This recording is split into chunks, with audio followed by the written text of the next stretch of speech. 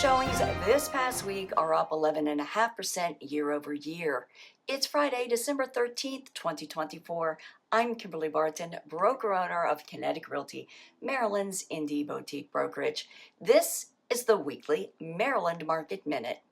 With the Thanksgiving holiday now behind us, new contracts rose 13.4% week over week. New listings to hit the market increased to 1,511.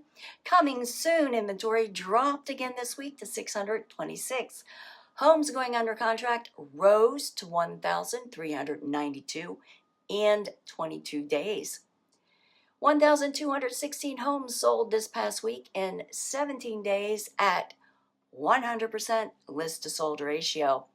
Rentals are down slightly to $2,846 for lease at $2,500 median dollars per month.